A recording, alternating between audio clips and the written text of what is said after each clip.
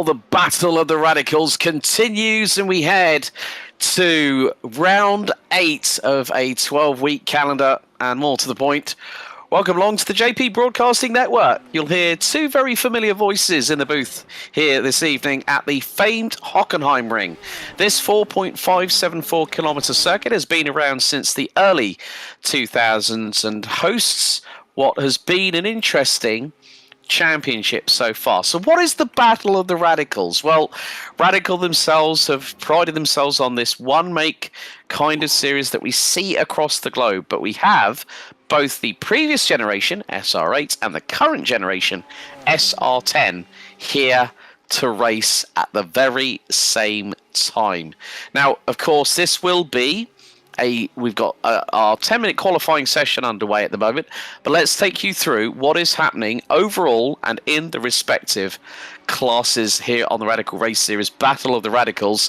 Simon Edwards at the moment is currently leading on 358 points, ahead of Bruno Vittorino with Sally Rahtinen rounding out the top three. Those are SR10 drivers. But then you look a little bit further down. Jamie Bird, who leads in SR8, is fourth on 326. Ahead of Colin Wynne, Stefan Mellis and Graham Matthew. Then eighth is Kim-Andre Bjorklund, Mr. Positivity when it comes to Radical Race Series, Phil Glover. And then good old Mike Bousson rounds out your top 10 overall. And there you see we've got 20 drivers that have already scored points so far. So Heinz Paun, Paul LeMay, Luke Crowley, George Gonzaga, Robert Woodward, David Rolliston, Federico Casassa, Paul Crabb, Lucas Nielsen and Ewan Stitchbury rounding out our running orders at the moment. But then we go to the separation side of things, as in the classes themselves. So Simon Edwards leads ahead of Bruno Vittorino and Sally Rahtinen, who rounds out the top three. It's a 58-point spread between third and fourth. So Kim-Andre Bjorklund has got to make some headway here at the two races we're going to have here at the Hockenheim ring. Phil Glover, Heinz Brown, Luke Crowley, George Gonzaga, and Federico Casassa and Lucas Nielsen round out that. Jamie Bird leads Colin Wynne and Stefan Mellis by a combined 20 points over the top three. Then a further 27 back and forth is Graham Matthew, and Mike Bousson rounds out the top five in the SR8s. After this, we've got four more race evenings to go. Monza, Watkins Glen, Le Mans and Road Atlanta on December 4th to close out the season. But Jim Cunningham, welcome in. Good to be alongside you, my good friend. And what a race we've got in prospect here. Well, two races, actually, here at the Hockenheim ring here tonight. Yeah, good to be back with you, Alex. I always love calling a race with you. I have to say the time we spend in the broadcast booth before the race starts sometimes is even more entertaining than the broadcast itself. But no, I love this series, man. I love these guys. I'm gonna tell you right now, the the Radicals community as a whole in sim racing on iRacing is absolutely amazing. This community of people, it's a bunch of good guys, whether you race the 10s or the 8s, it doesn't matter. And they figured out a way here to join the two together. And there is a ton of work goes in by Simon Edwards, Paul LeMay, George Gonzaga, that to balance these cars out each week, they come out and put in a ton of laps to get these cars as equal as possible to make this series happen. And it is fantastic, man. It is, you can drive the car you're comfortable with. The SR8 is even a free car on iRacing. You can get involved and you don't have to buy a car to do this. Or you know, you can of course race the 10. They both have their advantages and disadvantages, but they are literally set up to be as equal as possible. And it's just fantastic, man. I love what they're doing here. I love the concept of taking these two cars and putting them together like this. Well, let's look at what the format is going to be for tonight. It's an open qualifying session. We are now 6 minutes of the way through the 10-minute qualifying session. Qualifying will set the grid for race number 1, which here at the Hockenheim ring will be 8 laps. And then after that race is completed, we invert the top 10. So whoever finishes 10th goes to the reverse top 10 race 2 pole position. And that will be over a total of 14 laps of racing. Now, more to the point, of course, there has only been one endurance race or whenever we get an endurance race, that is normally at the Nordschleife, but the Nordschleife not on the calendar this time, so it is flat out sprint racing, and that's what we love here at the Radicals. And I love the concept of it being the Radical Race Series Battle of the Radicals, where you've got both generations, the last two generations intermingled. And at the moment, Kim Andre Bjorklund is the quickest around this 4.574 kilometer circuit with a 1:32.950. If you know in Radical Racing race series circles, a little bit of an intake of breath there from Jim. We'll get to that in a minute. Simon Edwards is the most decorated champion when it comes to Radical Race Series history. He is approaching, I would think, at one point, maybe double digits when it comes to RRS titles. Oh yeah, definitely.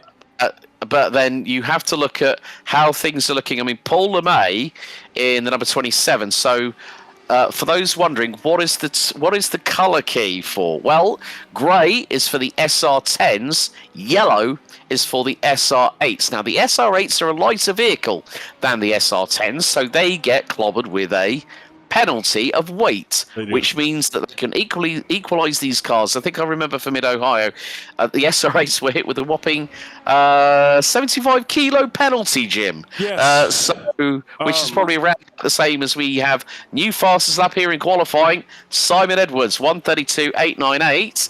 Paul LeMay jumps up to P4, 1:33.216 as we're getting to the dying 2 minutes of this qualifying session. This track is really rubbering in nicely. It is. By the way, I didn't have a chance to post this, so you haven't even seen this yet. I messaged Paul LeMay messages me each week now and gives me the basic, what they've done to the cars to equal them out, so we have a little insight into that. And this week, the SR8s were hit with a 70 kilogram penalty, so they're carrying an extra 70 kilograms. And just for those of you that may be new here, Sully Wrighton, I think back there in the background stepping out. The SR8s are going to be faster in the little twisty bits and the slower corners, and they're going to handle a little better. And the SR10s are going to be just a bit quicker down the straightaways. So that's, kind of the MO. In some tracks, obviously the 10 has an advantage over the 8 and vice versa at other tracks. So it's a neat little, thing. But it's really been just, again, so much fun to see this concept. I love this concept that they put together here. I really do. Yes, indeed. We're coming to the final 30 seconds of qualifying as the number 27 of Two Brothers Racing's very own Paul LeMay comes out of the final corner here at Hockenheim. Will he improve on this lap? I don't think he did. We didn't know he did. So it's his best lap time. We'll put him on SR8's pole position, but Simon Edwards has called time. The last few seconds tick down as Paul LeMay makes his way through what's called the Einfahrt Parabolica. And then you've got the left that goes into the sweeper. We're seeing from the SR10s here, Jim, top speeds approaching, I think, from Simon Edwards was about 171 miles an hour. Paul LeMay running at, some drivers, I think, Mike Bousson 156. So the top speed's going to be a bit of an issue. But let's take you through the grid for the very first time here for round 8 out of 12 at the Hockenheim ring. And it's going to be Simon Edwards and Kim Andre Bjorklund on the front row of the grid. Sully Rattinen and Paul LeMay, SR8 pole sitter, starts on row 2. Good showing by Herzog Motorsports Heinz Braun, local track for him, so should run pretty well in the number 86. He's got George Gonzaga in the insert name E-Racing Team number 113, rounding out the top 3 rows. Luke Crowley and Mike Bousson round out row 4, with Jamie Bird and Josh Reed rounding out the top 10. Colin Wynn and Steve Webb round out row number 6. So a nice little mixture of cars from SR10s to SR8s on the grid. Then Robert Woodward, Bruno Vittorino, Stefan Mellis, Phil Glover, and Graham Matthew round out your 17-strong grid. So waiting for the last couple of drivers. Josh Reed yet to ready up onto the grid. There's minutes has elapsed before we go lights out for 8 laps. Standing start is protocol here in the Radical Race Series. And of course, with regards to the regulations, there are times when some drivers will go past those famed incident points as we are waiting patiently for Josh Reed to ready up on the grid. So, drivers are on their marks. Here come the 5 red lights at the famed Hockenheim ring in the Baden-Württemberg region of southern Germany. 5 red lights are on. Good start by Simon Edwards. Gets the launch away from Kim-Andre Bjorklund. As now it's 3 wide towards the back of the field into turn 1 for the first time. They've got to be very, very measured on the exit of it. And Jamie Bird straight away gets through on Luke Crowley, but Kim-Andre Bjorklund has gone with Simon Edwards into turn 2 at the Einfahrt Parabolica. Oh, Bjorklund got it all crossed up. Rattanen looking to get through on him. So the Finn might try and get a way through, but Paul LeMay being closed in on by Heinz Braun in the SR10, just behind him in the number 86. And now Braun to the outside of the Parabolica in towards the hairpin, the Spitzkehre here at this point of the circuit. Paul LeMay to the outside of Heinz Braun, but Brown's going to get the traction and will possibly get through. Jamie Bird's got through on Luke Crowley again. Looks like Josh Reed has got through on Bruno Vitorino as we go into the Mercedes AMG section. Simon Edwards got the jump on everybody, but Bjorklund has kept him honest so far on this opening lap out of 8. He did. Paul LeMay just got by Heinz Braun as well. Yeah, off to a good start here. Pretty clean. I don't want to jinx it, but it's so far so good. Yeah, thanks to a comment in chat from DAZNST. Steve Webb is driving the SR8, not the SR10. So thank you very much for that. And well, you've just jinxed him because he's just got a black flag, I think, for a start impeachment, as they all come out of the final corner hammer and tongs. So, as we like to say, Steve Webb in the pit lane for the trundle of shame. The long run down that long pit lane there as Paul LeMay really putting the elbows out. Heinz Braun to the outside of Paul LeMay, and Paul LeMay still keeping the back end of that SR8 wider than articulated lorry on the M25, going through traffic as we run on board with the two brothers racing number 27. And look at the closing speed there, folks, as Heinz Braun to the inside through the Parabolica. George Gonzaga is going to try and make a move through here as well, and they both do get the job done, or do they? Gonzaga gets the launch of traction out of the Spitzkehre. But Paul LeMay gives him a little bit of a hip check going into the right-hander. Gonzaga to the grass, LeMay to the outside. We've always known that Paul LeMay is a rapid individual, and as you said, the SR8s very much showing their real handling prowess. Obviously a lighter car, but with the 70 kilo side of things, as Mike Bousson just gets overtaken by Jamie Bird, the SR8 championship leader. George Gonzaga gets a track limit slowdown penalty, which he's going to have to serve very, very shortly. Otherwise, if he doesn't, by a certain period of time, he will get a black flag. Oh, big moment. Luke Crowley, Stefan Mellis. I think it's just been involved, Jim. Yeah, let's see here. Well, there's my famous slow motion replays that I always start with a slow-mo, apparently. Oh, this is not Luke, good. This is not going to be good right here. There he goes. Oh, you can see it come around on him. Yeah. They're all sympathy spinning with him. Holy cow, let's get a different look at that real quick. Yeah, that was very interesting. So it's on the run through into Sachsenkurve. If anyone might remember when Sebastian Vettel was leading the German Grand Prix on slick tyres in wet conditions, back they go. Oh, they clashed, actually. Stefan Mellis, I think, went into the back of Robert Woodward, and then they both sympathy spinned as a direct correlation whilst hitting the loud pedal coming through that corner. So, yeah, sympathy spinning. I've never seen it three like that here at the Hockenheim ring before. Sort of like watching a synchronized swimming event, you know. I'm waiting for Swan Lake, you know. Oh no, the Nutcracker. That's the Nutcracker. Sorry. Yeah. But it's like. It reminded me of History of the World. Do you remember History of the World Part 1, the movie? Oh, God, yeah, I remember that one. Never mind. Let's don't go down that road. Yeah, we could be here forever, folks. We could be. But we've got a really, really good battle here. This is the number 12 car. That's Josh Reed battling away with Brazil's Bruno Vitorino going into Sachsenkurve. Now, this is a battle for position, and more importantly, they are running Well, you can see that with the SR10s, a slightly different headlight layout as we ride on board. I like this with the customization, with the race suits and the helmets and everything like that. I love that. It's just awesome. I love that about iRacing. You completely can design what your car looks like, your suit, your helmet. I mean, I don't know. It's kind of silly, and probably some people think that, but I don't know. I love it. I love the immersion of all of that myself.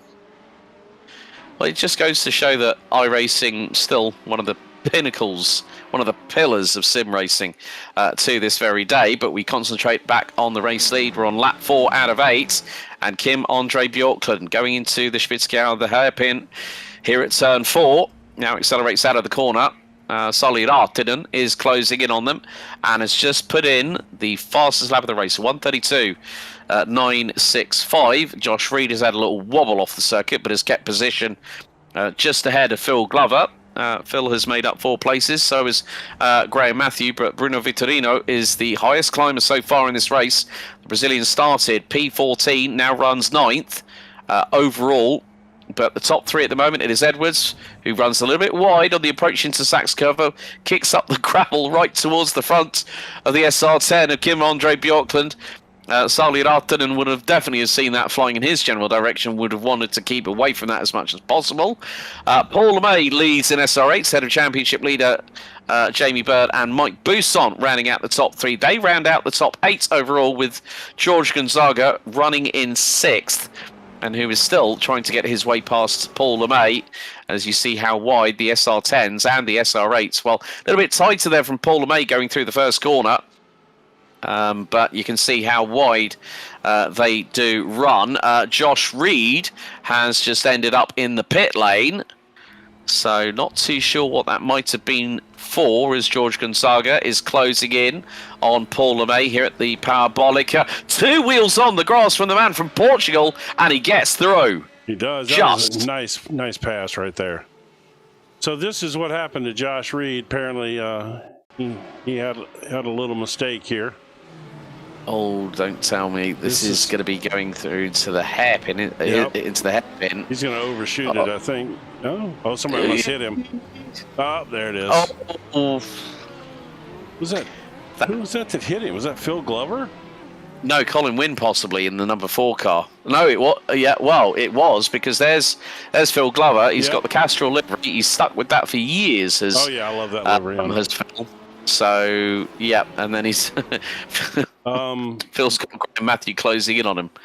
But meantime, at the front, Simon Edwards looking for another victory this season. Of course, there's multiple different race winners, and one of the good things. We got a surprise here, folks.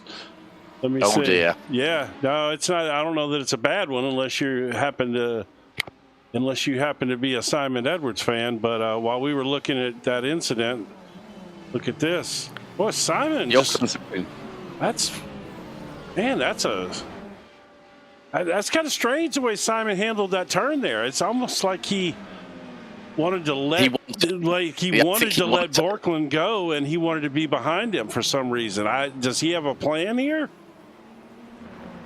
Well, the amounts of times I've spoken to Simon over the years in post-race interviews, and he said, well, you know, there's not that many tricks I can play these days. And I'm like saying, Simon, there's always something some trick that you can play. Especially I mean, you've probably got, I mean, the amount of experience that man has in Radical here on iRacing is absolutely unquantifiable. But more to the point, I mean, I think he kind of let that happen. Besides, we've still got another 8 races, including the 4 rounds after this here, Jim. So maybe he's playing the points percentage game. And also, this will give him the advantage over Bjorklund going into race 2 afterwards when we go around here at Hockenheim for 14 laps. Yeah, no, I don't think it's that. I don't think he's thinking that far ahead. I think he's thinking he wanted to be behind him for now. Either he knew that Bjorklund was faster than him and they were going to end up having an incident because of that, or he wanted to be behind him to make a move as we get down to the end of the race here. This for some reason the software is acting weird. There we go. All right, I got it back now. We're good. So, yeah, we're on the penultimate lap of the race, lap 7 out of 8, and Kim-Andre Bjorklund has nearly a 6/10 of a second advantage over Simon Edwards Salierarten, and is being closed in on. Heinz Braun is making some moves. The man from Germany in the 86 is closing it on the Flying Finn in 3rd position, and Braun goes a little bit wider to the away from the apex, heading through the parabolica, which is sometimes an unconventional line, but you can carry a little bit more speed, maybe the best part of 3 to 5 kilometers an hour. And Braun is going to get that slipstream here into the sweeping right, as they will head through into the main complex here at the Hockenheim ring. And notice Simon's closed right up here. He's in a good spot as well. I mean, if anyone might remember the DTM Hockenheim finale from this past year, the first weekend of October, the complex that we just went through was where Ayachan Guven made that robust overtake on Marco Wittmann to become a DTM champion for Olaf Mantai's Porsche squad for Team Mantai. So it's a great place where if you have got the room to maneuver, get through. But white flag lap is now about to get going as Kim-Andre Bjorklund powers out of the final corner. Last lap underway, so 4.574 kilometers left to run through at turn 1. And at breakneck speed, Kim-Andre Bjorklund is now leading by over 7/10 of a second. And at the moment, well, the thing will be that Bjorklund will start P10. At the moment, Colin Wynne is on course for that reverse top 10 pole position for the feature race coming up. And there is Luke Crowley trying to close in on Robert Woodward and Phil Glover. This is the battle for P11. Woodward peels to the inside of Glover, who sweeps around the outside. And there you can see the handling characteristics of the SR8. It's a little bit more cooperative in the corners. Steve Webb has ended up down pit lane. But we are 60% of the way through the lap. Salierarten now being hounded. Heinz Braun to the ins. Exactly what I thought he might. Rattinen has got the back end of it, and George Gonzaga has gone through. Heinz Braun with an Ayachan Guven style manoeuvre on Salierarten to get the job done and hold on to P3. That was brave, and I thought there might be a little bit of contact, but I didn't expect Rattinen to be under the short end of the stick, and now he's caught by SR8 race leader and championship leader Jamie Bird, who has got through on Paul LeMay. So the battle for the lead is going to be over now, because Kim-Andre Bjorklund takes the checkered flag, wins race 1. Edwards finishes 9.5 behind. Heinz Braun with an audacious, robust move into the Mercedes-AMG arena on Salierarten, who I'm sure will not be a very, very happy. Yeah, man, I don't know. I kind of got thoughts about that one. I'm not too sure how I feel about that. I mean, the first attempt was okay, but then when he couldn't get it done, he just kind of popped him right in the side and knocked him off the track. And yeah, I don't know. I'm not too sure how I feel about that. Let's see real quick here. We're going to have a second anyway. I was going to say, if you can pull a replay from a different angle, that would be maybe from behind Heinz Braun on that one. Yeah, I'm trying to see. It's not even showing me. Let's see here. Let's try it. Yeah. So. Let me hear. Let me wrong way. So let's just have a look. So they come out of Spitzkehrer. So Braun has got a real good launch on the traction. View. Let's see this. Oh, perfect. Well played, Mr. Cunningham. And there you see the gap opens. He's okay Heinz there. Yeah. Well, a little bit of net code. He only actually hit him once. Yeah, the second one he didn't hit him. Okay. All right. Yeah, I mean, that's, that's a bit dodgy, but I'd have stuck my car in there. So, I'm not going to say. So, I think anyone with their right mind would have done so anyway, Jim. But let's. We know that we've got a couple of minutes warm up. Oh, we do. Okay, let's do the results for race 1, my friend. Yeah, let's see here.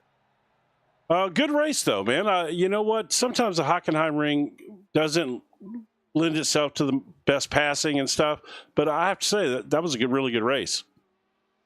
Yeah, so here are your provisional results. Of course, some protests do get put in after the evening's been completed. We've known that from previous. Kim-Andre Bjorklund wins race 1 here at round 8 for Sim Racing Norway, ahead of Simon Edwards. Heinz Brown with an audacious but bodacious move up the inside into the Mercedes-AMG arena on the last lap, secures P3. George Gonzaga 4th, ahead of Sally Rahtinen.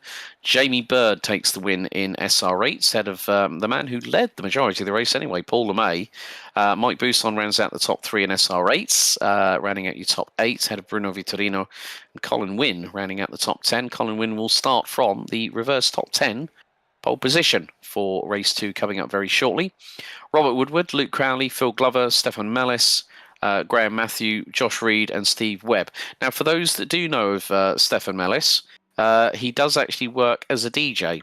So he got the nickname from me a couple of years ago, Superstar DJ, because he never had time to practice. He was always doing his concerts here, there, and everywhere. He still doesn't practice. That sounds about right. That's why, Stefan, you're slipping. You're slipping, my friend. Yeah. So since you were talking about Stefan Mellis, I want to bring up Steve Webb. Who, by the way, he's on top of the little scoring tower now. But anyway, so Steve Webb is, let me see if he's not on track. So so Steve Webb is, he drives an orange car, and there's actually several of them they call themselves the Orange Army, and they are all marshals out on the, in Europe and stuff. And I just, wanted to talk about the fact that, if you have any interest, look up the Orange Army and maybe consider getting yourself trained and getting out there to be a marshal. It helps the sport, and you get a great bird's eye view of what's going on for sure. Especially when you go with the British, the BMMC here in the United Kingdom. So if you want to become a member of the Men and Women in Orange, go over to there. I think it's bmmc.co.uk. So here is your starting grid for race 2, 14 laps of Hockenheim, and it will be the number 4 of Moving Matters is Colin Wynn that starts on pole position. He'll be joined by the number 15 of Bruno Vitorino alongside on the front row. Mike Busson and Paul LeMay on row 2. Jamie Bird and Sally Rahtinen rounding out row 3, with George Gonzaga and Heinz Brown rounding out row 4. Simon Edwards and Kim-Andre Bjorklund ran out your top 10. Robert Woodward and Luke Crowley complete the top 12. Ahead of Phil Glover, Stefan Mellis, Graham Matthew. Josh Reed and Steve Webb have yet to ready up on the grid, and they will start in 16th and 17th position. Steve Webb has jumped onto the grid. Looks like Josh Reed is going to start from the pit lane as the 5 red lights start to ignite again. Ahead of 14 laps here at the Hockenheim for race number 2, round 8. Lights are out. Barney waving the green flag as always, and everyone gets, it's 3 wide into turn number 1. Who's going to get the jump on who? It's Bruno Vitorino that leads the way. Paul LeMay up into P2, but a big moment, and someone's off in the barriers. Was that Mike Busson? Yeah, Busson. And it's 3 wide going into the Einfahrt Parabolica. Paul LeMay into P2 now. Colin Wynn to the outside of Jamie Bird. And Paul LeMay manages to hang on. Meantime, Heinz Brown and Sally Rahtinen, ding, seconds out round 2 between the Finn and the German. As Colin Wynn trying to close in on Jamie Bird, but Rahtinen to the outside. It's going to make it 3 wide into the Spitzkeller if they're not very careful here.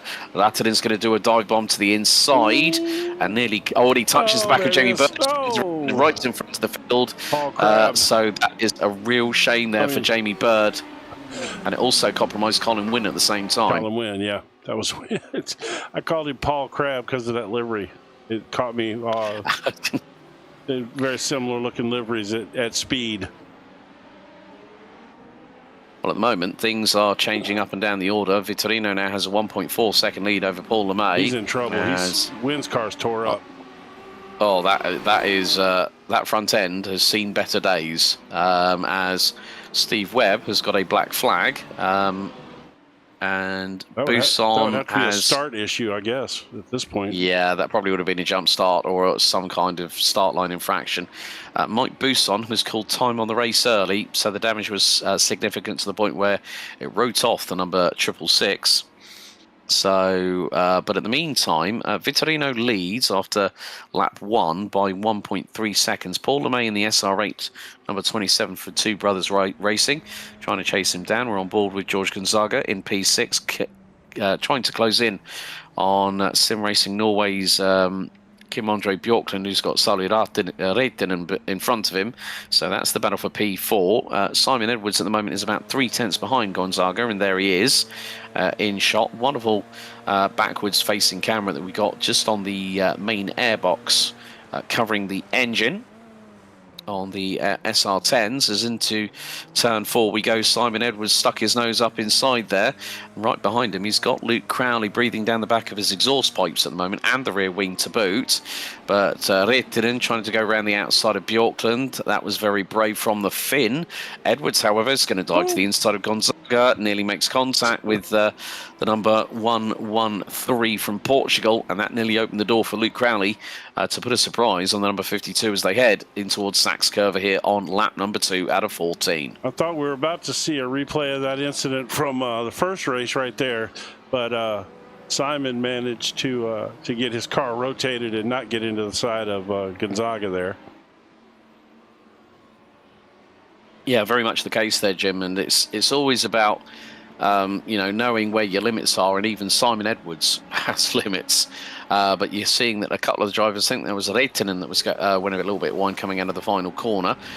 Paul LeMay leads in SR8, currently P2, but the gap is expanding. Bruno Vitorino is absolutely flying away into the distance, but if he takes too much out of those tyres on that Radical SR10 too early, he might be caught as the race progresses. And with these SR10s as well, Jim, with more power, more, there's going to be that invariable thing of degradation happening. When you're going faster down the parabolic at about over 160 miles an hour, you're going to be harder on the brakes as Heinz Brown gets through on Paul LeMay. So that is a change for position overall, but more to the point, that now puts 5 cars in the form of Bjorklund, Reitinen, Gonzaga, Edwards and Crowley in between LeMay and Robert Woodward. Stefan Mellis, Mr. Superstar DJ from Belgium, rounds out the top 3 in SR8, but also rounds out the overall top 10.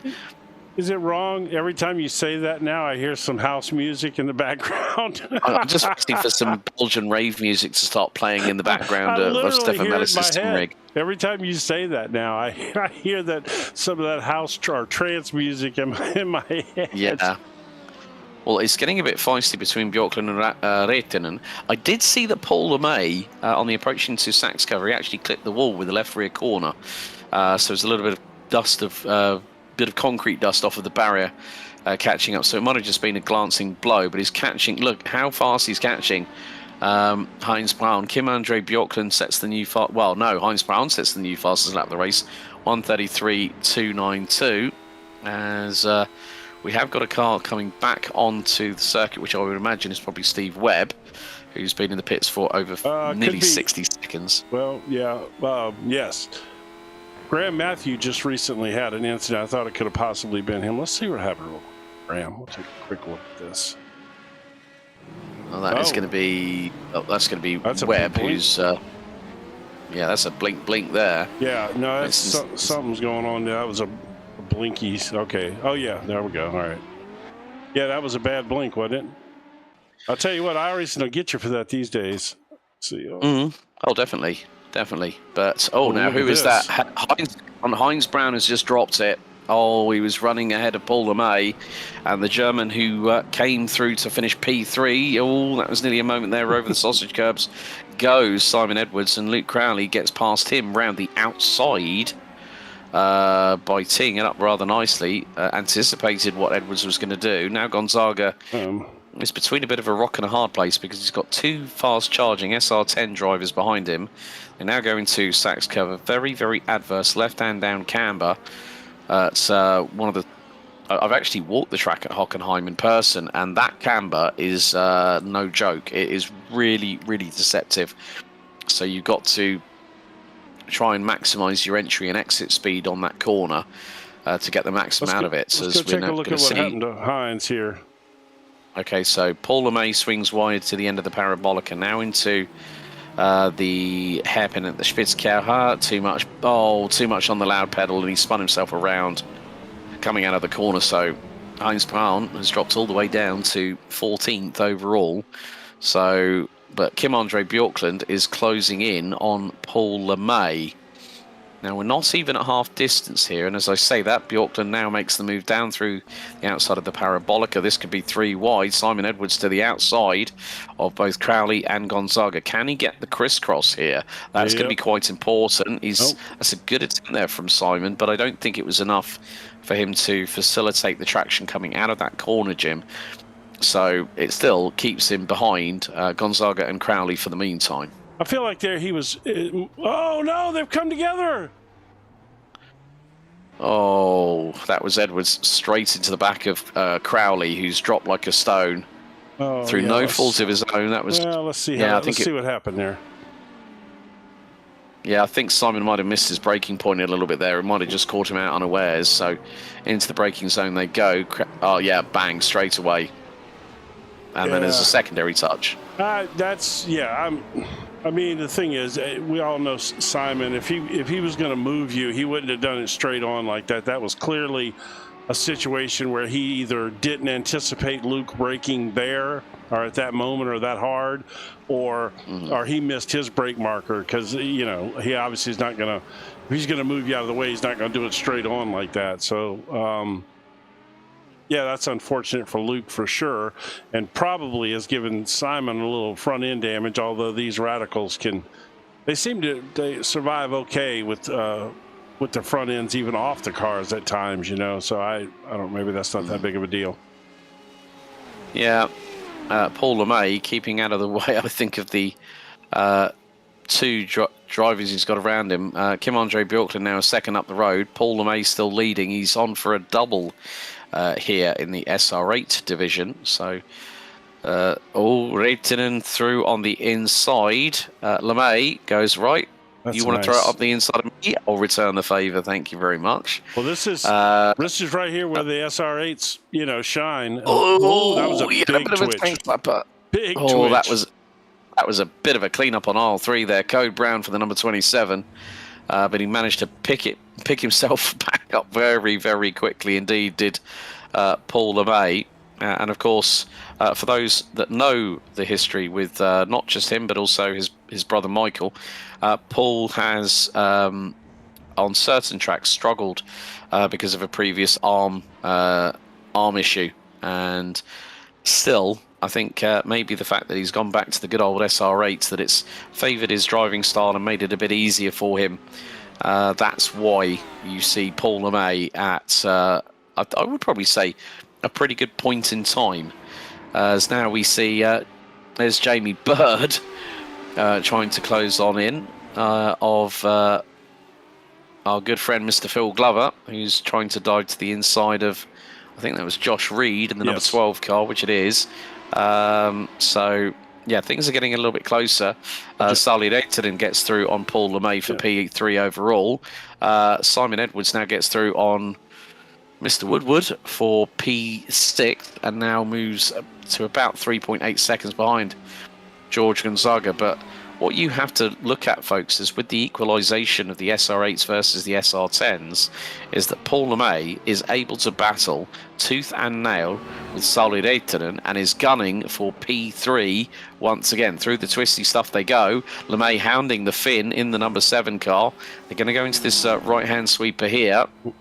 And then it's on the run down to what will be Sags Curver. So you'll expect that the handling of the SR8 and Paul LeMay to the outside can't quite get the job done, but maybe through the next complex, the next couple of corners, he will get the run coming out of that final turn, but the acceleration of the SR10s is just too mighty for the SR8s to handle at this circuit. Yeah, he I think he kind of got pinched off there when he was trying to start his move through the curvier, slower section of the track there. I think he had to get on the brakes, and it kind of cost him his run through there potentially a little bit. Yeah, but it's not going to stop him from trying. Right there. Yeah, another big twitch. That was going through turn 2 at Einfahrt Parabolica. So it's the Parabolica entrance for those that want to learn a bit of German along the way. And that takes up turns 2 and 3. So, but yeah, I mean, Paul LeMay at this stage, looking at the previous lap times, Paul LeMay did a 1:34.4. Sally Reitinen did a 1:33.567. So the pace is not that far off. However, George Gonzaga has been taking about the same amount of time that is between Reitinen and LeMay to catch up to the number 27. So at the minute, Paul LeMay, when you consider what the gap is between him and Robert Woodward, that gap is about 6.5 seconds. All moment there for Phil Glover, and that allowed Luke Crowley to get through. Gonzaga now gets through on LeMay. So whether and Paul's had an off track. Paul's gone off the circuit, and that's going to allow Robert Woodward to dive up the inside of the Sachs curve to now take the SR8 class lead here, Jim. So big drama for the 27. Let's see what happened there while we were watching the battle in the back. Let's see what happened to. Oh, that was a big old Code Brown. Big old Code Brown there. I'll tell you what, man, his car has been super loose. We've seen the rear end twitch on him 5 or 6 times, and he's been able to catch it. And there he didn't catch it, I wonder if he's kind of maybe cooked his tires early on the back or something, because with it sliding around like that, that's only going to make them worse for sure. Yeah, I mean, the air temperature is 18.7 degrees Celsius, track temperature 19.4. So we're running at sort of like early morning on Sunday for race day. Well, it's actually showing more like 3 p.m. But you can see that, yeah, I mean, it's going to be one of two things. It's either going to be the fact that the tyres have been overcooked, or his armour's come into play. Well, and he's having to... To be fair, when he messaged me today, he said he wasn't feeling well. I just assumed when he said that maybe he was, just ill, like cold, whatever, But it could very well be that his arm is bothering him. So that's possible. Yeah. So, and Stefan Mellis has just been passed by Josh Reed for 8th overall, and Jamie Bird. Josh Reed has dropped it, gone down to 11th. Yep. Did he have a moment, or was that another blink? I think it might have been a blink again. It could have been. Could have been a blink incorporating some big drama for him. But meantime, lap 10 of 14 underway, and Bruno Vitorino has been reeled in hook, line and sinker by Kim Andre Bjorklund, who took a half second out of him on that previous lap. Did. He's flying and the Dane right now, man. He is. The Dane is looking for double delight here at Hockenheim in terms of race wins. What a night he's having. And there we go, round the outside. He will have the better line possibly for the braking going into Spitzkehrer. And it is going to be Bjorklund. Can he get the move completed? They head into the braking zone. Nice. And yes, that's a nice little move there by the man from Denmark. Gets through the Brazilian. And now Vitorino might be able to use Bjorklund as a little bit of a yardstick, so to measure his braking points, rotation of the car through the corners. But the way that Kim Andre Bjorklund is driving the wheels of that SR10 at the moment here, Jim, you would imagine that he is going to start pulling a gap, and it's since he passed him, it's up to nearly half a second. Yeah, this has been. Hello, how you doing? A little hip check there, Josh Reed. Stefan Mellis. Josh Reed tossed a little hip check in Mellis there. That was. Yeah, Mellis tried to throw one back at him with a hip check, trying to go around the outside. Apparently, they've been battling here for a little bit. That was a big old hip check from Reed at that point. Well, I believe that they've been going at it for a lap or so now. I think that's probably not the first contact. That's probably more of a little bit of, hey, get off me, what's kind of a situation. Leave me alone. Yeah, you already got into me once, back off or something like that, Oh, man. Heinz Braun there. He's using all... and what's funny is we haven't seen a ton of off-tracks, but this track is notorious for off-tracks, but yet we really have not seen a bunch of slowdowns given out tonight, which is pretty typical for here. You usually see quite a bit. Yeah, definitely. And unfortunately, with that moment that he had early on in the race when he was running P3, too much acceleration, too much over rotation coming through the hairpin at turn 4 meant that the man from Herzog Motorsport would spit it around in front of everybody and nearly get caught up in the calamity that followed. But still, he's done a really, really good comeback at the moment. He's chasing down at the moment. I think, well, the nearest Yeah, person to it, well, that's Phil Glover. But yeah, that's not. I think he's just got by Glover there. Yeah, he's ahead at the moment. So we go back trackside, and there is Josh Reed rounding out your top 10. But in the meantime, Paul LeMay has gotten back through on Robert Woodward for the SR8 class lead. Jamie Bird is a further 2.5 seconds behind LeMay at the moment as things stand. So we now head on to real quick. Well, we're now on lap 12, but what's happened? So this is a repeat. So Woodward's made a bit of a bit of a hot mess of that one, hasn't he? Well, I mean, he saved it. If he'd have stuck on it there, it would have spun on him. He just, kind of ran it a little wide and gave up the position to Paul, but he was able to recover, and he didn't really lose too much there. If he'd have tried to hold on to it, I think he'd have wrecked it right there and probably lost several spots. Yeah, definitely. It could have been a lot worse than what it actually ended up being at the end of it all. So, but Kim-Andre Bjorklund on the last lap, Jim, set the fastest lap of the race, 1 minute 32.852, and he has now clawed a 1.4 second lead over Brazil's Bruno Vitorino. Sauli Reitinen still holding on to that P3. He's about 1.8 seconds ahead of George Gonzaga. Simon Edwards now has moved up to 5th place. Paul LeMay still leads, but Woodward is closing it on him for that SR8 class lead as Bjorklund makes his way through, kicking up the kitty litter as he does so into Saxkurva before heading through the final bit of the twisty stuff. And then we will be on lap 13 out of 14, so 2 to go. And Bjorklund looking for double Danish delight here in Germany. I like that, double Danish delight. Triple D. He is. Fieri. You went right there. I was about to, as soon as you said it, that's the first thing that popped into my head. What a night he's having, man. I tell you what, I am so impressed with Bjorklund. I call another series, Porsche Cup Series that he races in, and man, he's super talented. He's those Porsche Cup cars are notorious to be some of the hardest cars on iRacing to drive. And he is really coming into his own there and here as well. He joined, as we started seeing him this season, he's really, really come along in both those series. Very impressed with him. Team Norway, Sim Racing Norway. What a driver. Yeah, he's fast. Excuse me. Yeah, I remember first, I think, what was it? He competed when JPB used to have a GT4 series, and he took part in that, and he was absolutely rapid. I think he, at one point, decided on the Aston Martin, then switched to the Porsche, and the man was an absolute missile, to be honest with you. Meantime, the battle for the race lead in the SR8 class is heating up as Bjorklund makes his way through into what will be Saxkurva for the penultimate time. Paul LeMay leading Woodward, and he has another bit of a wobble there. That's not what the number 27 from Two Brothers Racing wants. That car is looser than a NASCAR around the Daytona 500 at the moment.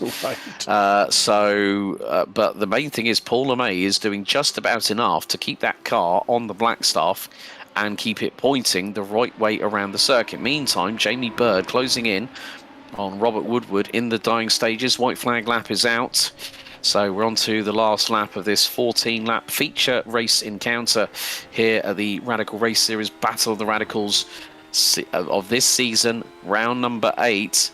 And Bird is closing. LeMay has opened up a gap to 1.1 seconds, but one wrong move from the 27 could mean it might be all asunder and all water under the bridge, so to speak. Josh Reed closing in on Luke Crowley in the dying moments as Bird into the Einfahrt Parabolica for the final time. Really might get the drag on Woodward coming out of that corner. Meantime, our leader, Bjorklund, going into the Mercedes-AMG Arena section for the 14th and final time, now has a 2.4 second advantage. This man from Sim Racing Norway in the 88, now on cruise control towards the checkered. He really is, and what an amazing, like I said, what an amazing evening he's had. He found, he may be from Norway, but it looks like he's got a second home here in Germany because he is absolutely flying around this place. That means I need to retract this double Norwegian delight, not Danish delight. I'm getting myself confused with the national flags at the moment. But he is about to head through the final few corners. And Kim-Andre Bjorklund. You shouldn't have said anything. Maybe nobody did. I know, but he comes out of the final corner for the Norwegian. Kim-Andre Bjorklund does the double in the SR10s here at Hockenheim. Bruno Vittorino will pick up P2, and it is going to be Sari Reitinen from Finland that rounds out your top three. Gonzaga fourth, Edwards fifth, but it's going to come down to the final few corners. Paula May out of the final corner for the win in SR8s, but here goes Jamie Bird to the outside. It's going to be a drag race to the line, and Bird gets in by 19 thousandths. Did he? I knew that would happen. I knew that would happen. Oh, man. And Jamie Bird pips. All right. But Woodward by 19 thousandths. What a great finish. Real quick, let's see. Let's try to find the right angle. Let's do the chopper rule. Yep. That was a little late now.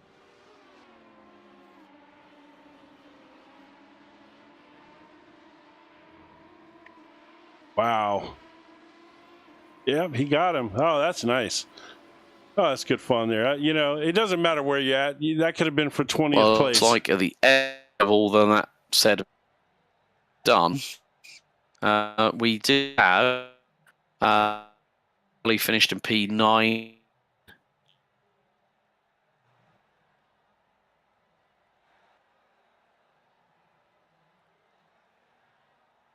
Yep. So we'll see. We'll bring up the results here from the last race. Oh man, that was so exciting. All right, let's see here. In our feature race results, in race 2, Kim-Andre Bjorklund, Sim Racing Norway takes the win. Double dips tonight. Incredible. What a great race night for him. Bruno Vittorino, we're really starting to see some speed out of him every week now. He is up at the front contending for wins. Third place tonight, Sari Reitinen. Another quality run from Sali. George Gonzaga fourth. Simon Edwards rounding out your top 5. You got Paul LeMay bringing it home in 6th, and the leader for the SR8s, followed by Jamie Bird and Robert Woodward, a little trio there of SR8s together. Then you got Luke Crowley, who had that incident early but recovered pretty well to finish 9th overall, and Josh Reed bringing it home and rounding out your top 10. And of course, as soon as I read his name, Stefan Mellis, now I think trance music, and so now I'm hearing that every time I bring up his name. Heinz Braun in 12th, Phil Glover in 13th. Graham Matthew, Colin Wynn, Steve Webb, and of course Mike Buson retired right there after that incident on lap 1. What a fantastic race we had there. I don't know if we've got. You should have me back now. We do indeed have you back, man. I don't know what happened there. I don't know what happened. Sounded internetish the way it went out. Sounded like the internet might have blinked on you or something. Well, it rarely happens, but it's not the first time. It certainly won't be the last. But yeah, 2 fantastic races to conclude what has been a great season so far for the Radical Race Series Battle of the Radicals. I do see that we've got some people that we need to have a chat for. You know what? Let's start with SR8. Let's bring in the man from Two Brothers Racing. Let's bring in Paul LeMay first of all. Yeah, we got to talk to him about that car handling tonight. Yeah, that was definitely doing the 2-step here tonight. So let me bring him in. Mr. LeMay, good evening. How are you? Long time no speak. Hello, Alex. How are you, mate? All right? I'm good, thanks. Good. I'm good. Well, firstly, well done on the double. Now, Jim informs me that you and him had a little conversation earlier, and that you haven't been feeling. You've been not feeling 100%. Just a cold. Just a cold. So and how's the arm, by the way? Because it's been a long time since I've done any commentary on you. Well, it's killed it in these 2 races because I had to drive absolutely flat out just to try and keep with the 10s. So I was taking risks, and by about lap 5, I think in race 2, I was done. So that was that. But I'm all right. So that's why the car in the last few laps was getting a little bit loosey goosey at the rear. Then I cooked the rears basically, just trying to push too hard, and I didn't. There was no area really where the SR8 had an advantage, not even on the brakes. So in race 1, I ran low downforce. Race 2, trying to find some sort of speed through the twisty section. I put a barn door on the back of the car, and that helped a little bit. It allowed me to hang on for a bit, but as I say, I was just overdriving in the end. I'm going to tell you right now, I think that's probably your fault. You know, you were a little ill this week. You didn't participate. Didn't participate in the balance of these cars, and you let two SR10 guys get out there and balance these cars, and look what happened to you. I'm not blaming. I won't blame them. I won't be too hard on them. Well, I mean, I think it may have been me that made the reference to you making that SR8 wider than the back end of an articulated lorry on the M25. But you know, I mean, still, when we know you're on it, you are absolutely rapid, and it's nice to. I mean, this is the first time I've commentated on you guys for quite a time now, and it's nice to have this like equal. You know, I'm not going to use the term that's used in GT3 racing, BOP, but this equalization between the cars, and it really adds for some really, really conducive racing where we saw you as high as P2, P3 overall. It's nice that where we see, like, I mean, I still remember when a certain Mr. Parfitt was talking to Mr. Buson, saying what's going on with the SR10s, and Mike would always complain that he doesn't like them, and now he can run in an SR8 to his heart's content. Yeah, it's difficult, and it's to find the balance of these cars. Having worked with Simon and George is really, really difficult. And of course, the biggest problem is track dependence so much. And Simon could lap, I think, in the 10 and the 8 pretty much equally, but I couldn't. I just couldn't match his time in the 8 on a consistent level. But that's probably more down to me. So so again, the track plays a massive part, and of course, if you get caught behind someone, we've had a few races where one car's being held up by another, and you know, it's the dynamic of the track as well that comes into it. So it's really tricky. But it's been a bit up and down, but we've still had some really interesting races. So it's been good fun. Well, I can tell you from an outsider's point of view, real quick, I can tell you right now, I'm enjoying the heck out of this season. The fact that you can drive either car and get out there and be competitive, you know, certainly there's been tracks where the 8 had an advantage this season. You know, we know that. So in the end, it'll probably all balance itself out. Yeah. Thanks to the hard work of the three of you, and I'm sure there's probably some other people involved as well. But I've enjoyed the heck out of this, and I hope that this continues, because the dual series, I love it, because it's bringing the SR8, the radical communities back together again, which we've kind of seen a division where the 8s went here, the 10s went here, and they weren't really crossing over anymore because it's too big of an adjustment, I think, you know, week in and week out to try to run both. So this is fantastic, and I hope it continues. I just want to say that. But good. Back to you, Alex. Well, Paul, again, stellar job as always, my friend. Like I say, when you're on it like a car bonnet, my friend. Well done tonight on the double victory in the SR8 class tonight. Before we let you go, anyone you'd like to give a shout out to, buddy? Simon, really. He posted a setup on Discord, and it was a really good balance. I did say to him it was really nice, but it's whether I could extract the best from it, and I couldn't quite get there. So he can, I can't. So, but thanks to him for sharing it. Well, let me guess. Was that the first setup you ran in the first race? Yeah. Well, you know, Simon loves them low downforce setups, but I just wanted to say that. Thanks, Paul. Yeah. Good to talk to you again, buddy. Congratulations. Yeah. Bye. Well done. Oh, I love Paul LeMay, man. He's great. He's a fantastic character. Oh, okay, right. Let's bring in our double race winner from Sim Race Norway, Kim Andre Bjorklund. Yes. How are you, my friend? It's been a very, very long time, and congratulations on the double victory here in the SR10 class tonight. Thank you very much. Wasn't easy though, was it, Kim? No, I really had to get my head down and drive almost perfectly to catch Bruna in race 2 there. But I think the way that you'd gotten through on Simon with a very, very clean move, which we were both very impressed by. But then race 2, you know, the way that you were the pace that your car had, and also with that came the fastest lap of the race. I think with 3 laps to go, you got through everyone in front of you, and then all of a sudden we saw the gap being about 2.5 seconds between yourself and Bruno, and you just reeled him in like you just gone fishing on a Sunday afternoon. Like you were catching him so quickly. Was it sort of like, did you have to make a compromise between low downforce and handling to get the best out of the car tonight? Actually, I made some setup changes yesterday after the practice we had on Tuesday, I think. And it just suddenly clicked after that. I tried a bit more low down first, but I didn't feel really good. So I went up again on the rear wing, and it just was okay. But still, this does help you in terms of how things are running in terms of the standings at the moment, Kim, because coming into this, you were, 80 points behind Simon. You've closed a little bit of that gap with 2 wins. How are you feeling going into next week when we go to Monza for week 9?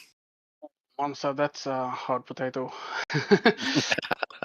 Well, that could be really bad carnage. I hope it will go okay. don't worry, everybody. Kim Andre Bjorklund is not the the bringer of doom reference next week. Believe you me. But yeah, I completely get what you're saying, Kim. We're not running the historic layout, are we? No, it's the standard circuit. I love the historic layout. if it was the historic one, then yes, expect carnage on the old banking. But Kim, mega job tonight. Well done with the double victory here at Hockenheim. Is there anyone you'd like to give a shout out to before we let you go? All the other guys in the race driving so clean and fighting hard but fair, and you guys for broadcasting this madness, and my teammates who are helping me, pushing me, and yeah. Okay, Kim, thanks for your time. We'll see you next week for round 9 at Monza. Thank you. Man, a few words, but his actions on the track do the talking, honestly, don't they, Jim? He sounded like he was tired, like he was worn out there a little bit. I mean, I think he was really, really, really driving hard to catch Bruno. Because, like I said, I saw him win a race Monday, and he had a lot more energy than that at the end. I really think he was. I think he was giving it his all right there to catch Bruno and pass him. That was impressive. Right. Okay. Got time for 2 more interviews. Yes, let's bring in Simon. Mr. Edwards, good evening. How are you? Hello, I'm being sheepish. Right, so I am going to talk about that incident. What happened with you and Luke? It was more what happened at that corner. So I was behind George for 2 laps previous, and I wasn't trying to overtake him, but because we do the corner so differently, I kept nearly overtaking him, and the second time I ended up having to go into first gear on the sausage curb, and Luke got between us. And Luke had been pretty quick behind me through that section, so I just went into it normally, and my normal must be a lot quicker than Luke's, and I just couldn't get the speed off once I realized he'd braked far earlier than I would normally. So it was just a stupid mistake, really. Yeah. But nevertheless, in terms of points, I think it's still very close between you and Bruno, who picked up second place in race 2. There's still 4 more race evenings to go here, Simon, and we know what you like when it comes to trying to bag those all-important points. It's just about sometimes when you have an incident like that with Luke, you have to exercise damage control, don't you? I did. It wasn't a situation where I could really wait for Luke, and normally I would do that sort of thing, but it was just going to destroy my race, and I thought, I'm going to have to take advantage here and leave him sat there backwards.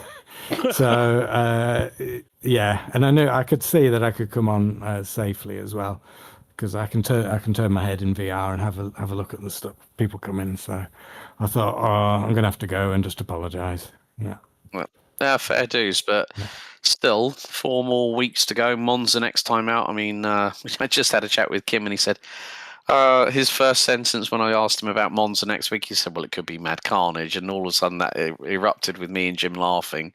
And I then said, hopefully, Kim Andre Bjorklund is not the bringer of doom when it comes to Monza next week. But it's going to be interesting with the speed differences between the SR10s and the SR8s. I mean, I've enjoyed seeing how equal it is, and I know that there's a lot of work that you're part of the team that tries to equalise the cars to make them as competitive as possible. It's going to be a taller order for Monza next week, isn't it, in terms of equalising them?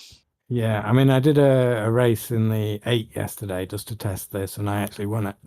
So I was surprised that people weren't actually more competitive in this second race, but I'll speak to them.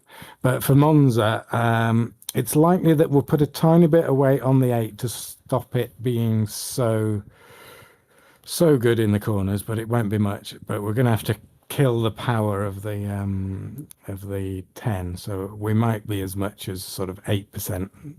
So everybody's going to think that the car's broken while they're driving it. And that might match them, so that the 8 doesn't, so the 10 just doesn't zoom past them. Fair enough. But Fair enough. We'll still put a reasonable amount of downforce on the 10s, I think, because the 8 with no downforce on it at all still has more downforce than the 10 with all the downforce. So we'll need the downforce for the chicane, the Ascari.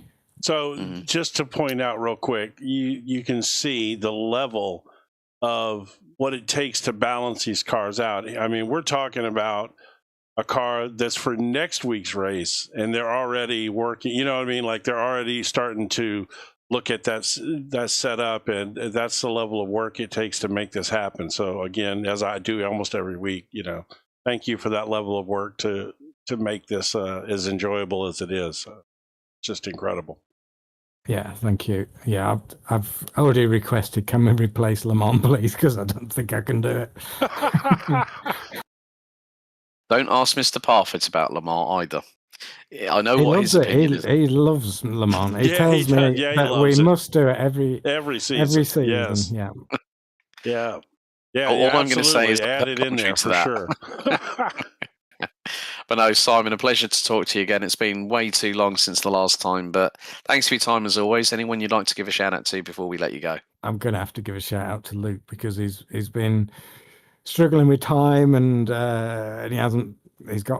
we've had tracks that he hasn't bought, and he doesn't want to buy them, obviously, just for one race. So, and he's come back, and I've wiped him out. So let's hope he has there we go a better experience next week. Indeed, Simon. Thanks for your time, buddy, and good luck at Monza next week, my friend. Yeah, thank you. Gotta love it. You gotta love a guy that says it. Just hey, I wiped him out. I mean, it is what it is. Whoops. Last but by certainly, that's people. Half guys he would have said, he braked at the wrong spot. That wasn't my fault. Nah, Simon's like, yeah, I ran over him. Yeah. Ran into him, and there we go. One final interview before we close out our live coverage of the Battle of the Radicals for the Radical Race Series. None other than Mr. Positivity himself. Good evening, Mr. Phil Glover. How are you, my friend? It's been a while. It has, Alex. Are you well? I'm good. You had a mixed bag of fortunes here tonight. I think, what was it? We saw you running in the top 10, I think it was, in this second race. You're still improving, my friend. You're still keeping going in that wonderful livery of that Castrol 07 Caterham, as always. It almost looks good. Watch the broadcast back. It's one of the more attractive liveries, in my personal opinion. It is.